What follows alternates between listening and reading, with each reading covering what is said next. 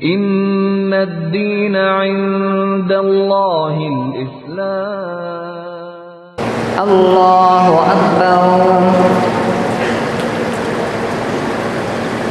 الحمد لله رب العالمين الرحمن الرحيم مالك يوم الدين إياك نعبد وإياك نستعين اهدنا الصراط المستقيم صراط الذين أنعمت عليهم غير المغضوب عليهم ولا الضالين.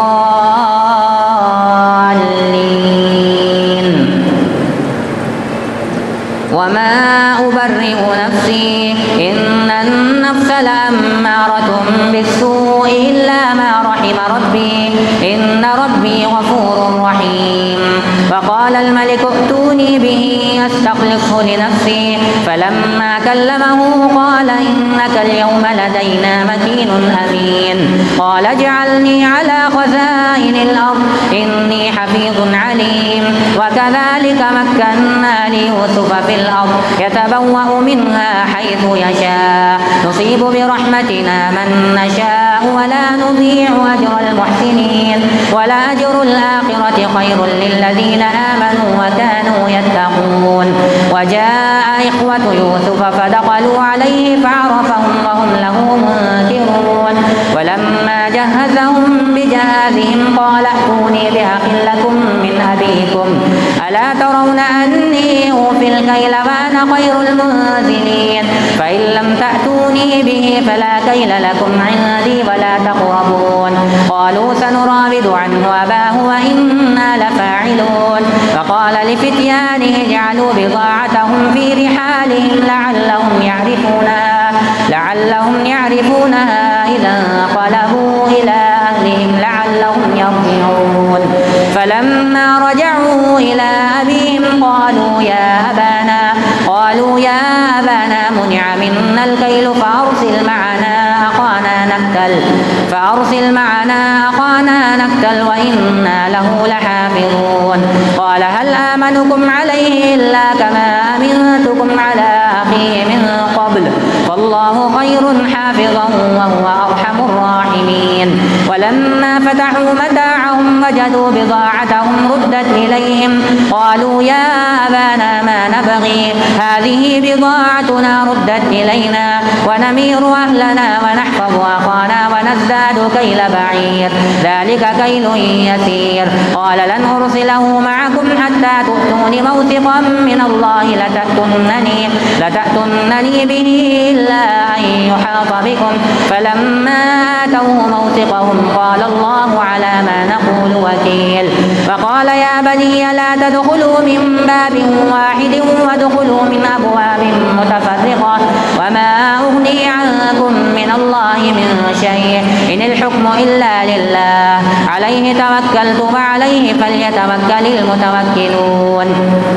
ولما دخلوا من حيث أمرهم أبوهم ما كان يغني عنهم من الله من شيء إلا حاجة في نفس يعقوب قضاها وإنه لذو علم لما علمناه ولكن أكثر الناس لا يعلمون. ولما دخلوا على يوسف آوى إليه أخاه قال إني أنا أخوك فلا تبتئس بما كانوا يعملون. الله أكبر.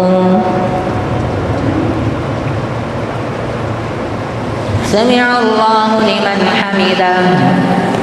الله أكبر. الله أكبر. الله أكبر. الله أكبر. الحمد لله رب العالمين الرحمن الرحيم مالك يوم الدين إياك نعبد وإياك نستعين اهدنا الصراط المستقيم صراط الذين أنعمت عليهم غير المغضوب عليهم ولا الضالين.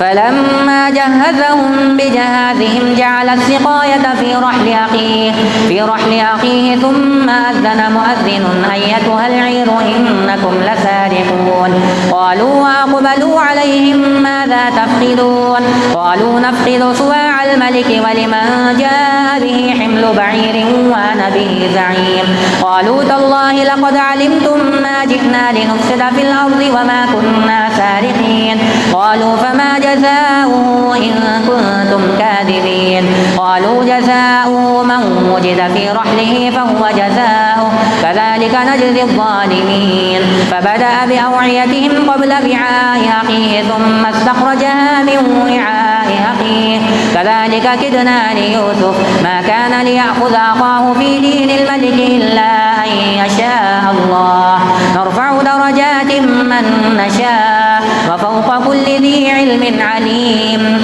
قالوا إن يسرق فقد سرق أخ له من قبل فأسرها يوسف في نفسه ولم يبدها لهم قال أنتم شر مكانا والله أعلم بما تصفون قالوا يا أيها العزيز إن له أبا شيخا كبيرا فخذ أحدنا مكانه إنا نراك من المحسنين الله أكبر اللهم صل على سيدنا محمد